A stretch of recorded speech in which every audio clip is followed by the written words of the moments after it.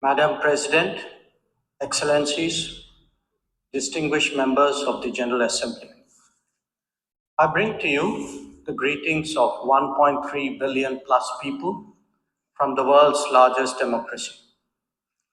They join me in congratulating the President of the General Assembly, Ambassador Chaba Koroshi, on his election to chair the 77th session of the UN General Assembly. They follow closely developments at the United Nations, reflecting the increasingly globalized nature of our existence. We meet at a challenging time for the world order.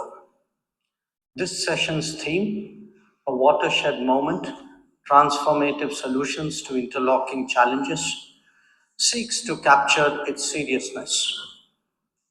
Excellencies, the year 2022 is an important milestone in India's journey towards growth, development, and prosperity. India is celebrating 75 years of its independence, what we call Azadi Ka Amrit Mahotsav. The story of that period has been one of toil, of determination, innovation, and enterprise of millions of ordinary Indians. They are rejuvenating a society pillaged by centuries of foreign attacks and colonialism. And they are doing so in a democratic framework whose steady progress is reflected in more authentic voices and grounded leadership. This new India, under the visionary and dynamic leadership of Prime Minister Narendra Modi, is a confident and resurgent society. Its agenda for our centenary will be achieved through the five pledges that we committed to on our Independence Day. One, we are resolved to make India a developed country in the next 25 years. For the world, that creates more capacities for global good. Two, we will liberate ourselves from a colonial mindset.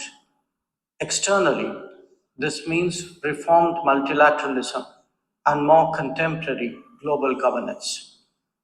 Three, our rich civilizational heritage will be a source of pride and of strength. This includes care and concern for the environment, so ingrained in our traditional ethos. Four, we will promote greater unity and solidarity. This expresses a coming together on global issues such as terrorism, pandemics, or the environment. And five, we will instill consciousness of duties and responsibilities. This applies to nations as much as it does to citizens. These five pledges affirm our age old outlook that sees the world as one family. We believe that national good and global good can be entirely in harmony. It is this conviction that led us to supply vaccines to over 100 nations. Similarly, our evacuation operations in HADR situations always had room for other nationals in distress. Even as we meet our own development targets, India offers partnerships to our brothers and sisters in Asia, in Africa, and Latin America. And we do so based on their needs and their priorities. Today, the focus is on green growth, better connectivity, digital delivery, and accessible health. Our solidarity is not just in words. You can see them in 700 projects across the world. Madam President, even while India contributes to global betterment, we recognize the sharp deterioration in the international landscape. The world is already struggling with challenges of post-pandemic economic recovery. The debt situation of the developing is precarious. To this is now added the rising costs and the shrinking availability of fuel, of food, and of fertilizers. These, along with trade disruptions and diversions, are among the many consequences of the Ukraine conflict.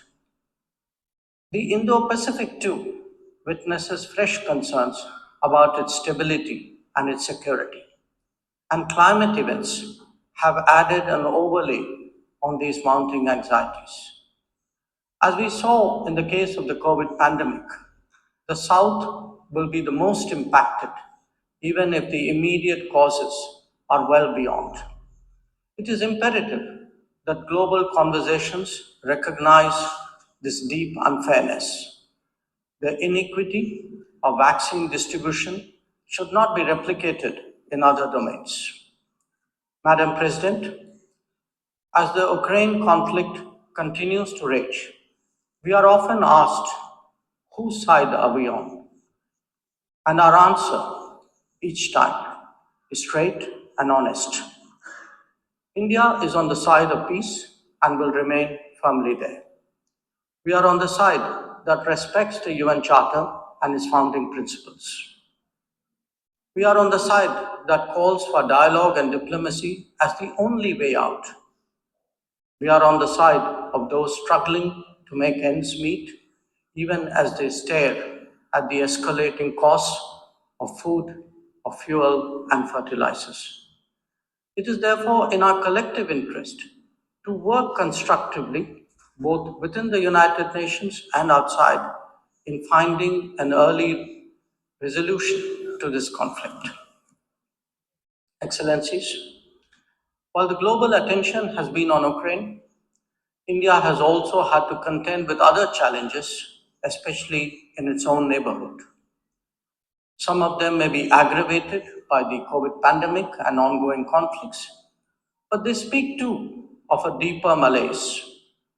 The accumulation of debt in fragile economies is of particular concern. We believe that in such times, the international community must rise above narrow national agendas.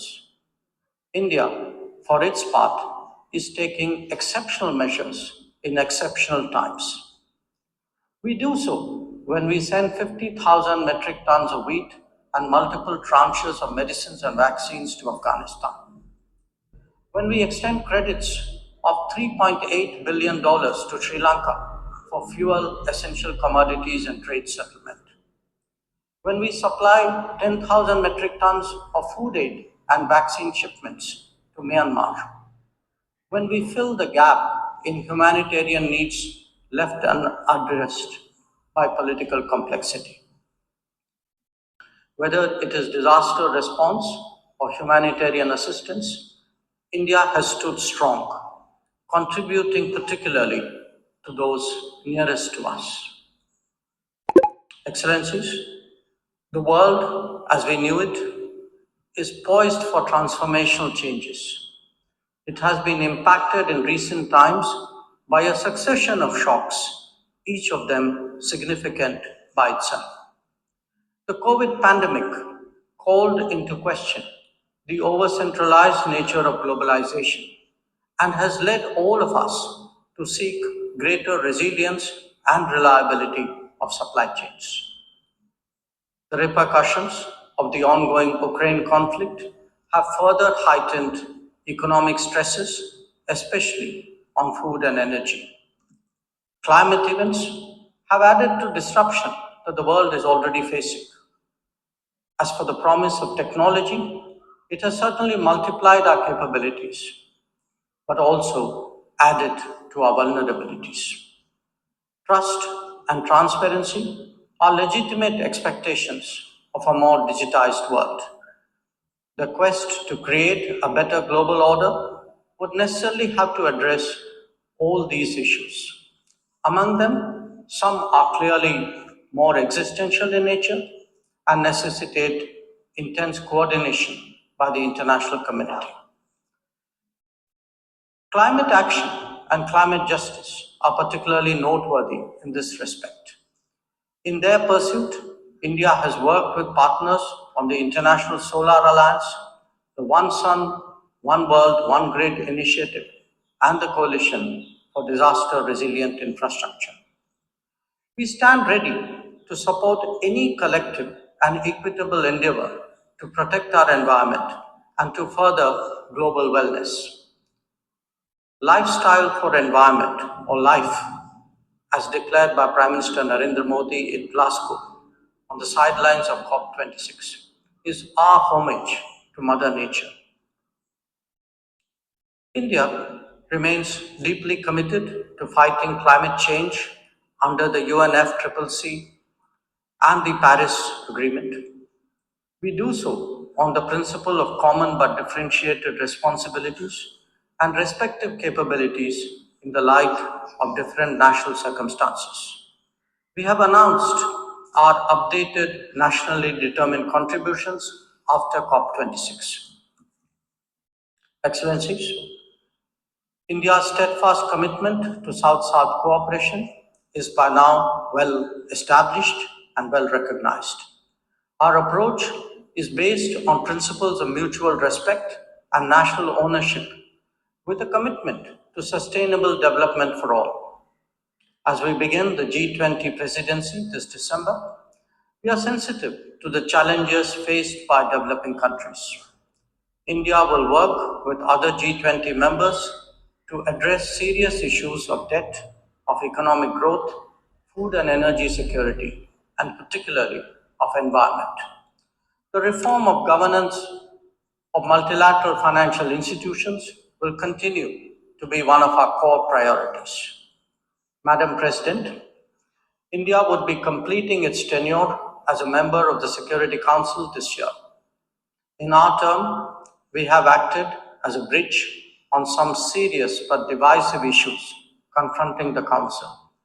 We have also focused on concerns such as maritime security, peacekeeping, and counterterrorism. Our contributions range from providing technology with a human touch to ensuring safety and security of UN peacekeepers. As the chair of the Counterterrorism Committee this year, India would be hosting its special meeting in Mumbai and New Delhi. I invite all member states to participate in it. We need to create a global architecture that responds to the new tech tools deployed against open, diverse, and pluralistic societies. Having borne the brunt of cross border terrorism for decades, India firmly advocates a zero tolerance approach. In our view, there is no justification for any act of terrorism, regardless of motivation, and no rhetoric, however sanctimonious, can ever cover up bloodstains. The United Nations responds to terrorism by sanctioning its perpetrators. Those who politicize the UNSC 1267 sanctions regime, sometimes even to the extent of defending proclaimed terrorists, they do so at their own peril. Believe me, they advance neither their own interests nor indeed their reputation. India has always espoused a cooperative, inclusive, and consultative approach to international relations. We believe that multipolarity, rebalancing, fair globalization, and reformed multilateralism cannot be kept in abeyance. The call for reformed multilateralism, with reforms of the Security Council at its core, enjoys considerable support among UN members. It does so because of the widespread recognition that the current architecture is anachronistic and ineffective. It is also perceived as deeply unfair, denying entire continents and regions a voice in a forum that deliberates their future. India is prepared to take up greater responsibilities, but it seeks, at the same time, to ensure that the injustice faced by the global south is decisively addressed. Our call is to allow serious negotiations on such a critical matter to proceed sincerely. They must not be blocked by procedural tactics. Naysayers cannot hold the IGN process hostage in perpetuity. In these turbulent times, it is essential that the world listens to more voices of reason and experiences more acts of goodwill. India is willing and able on both counts. We believe and advocate that this is not an era of war or of conflict. On the contrary, it is a time for development and for cooperation. Madam President, in the past, this August Assembly has served as a meeting point of views and as a catalyst for action. It is vital that we continue to believe in the promise of diplomacy and the need for international cooperation. Therefore, Madam President, let us strive to return to the course of seeking peace, progress, and prosperity. I thank you.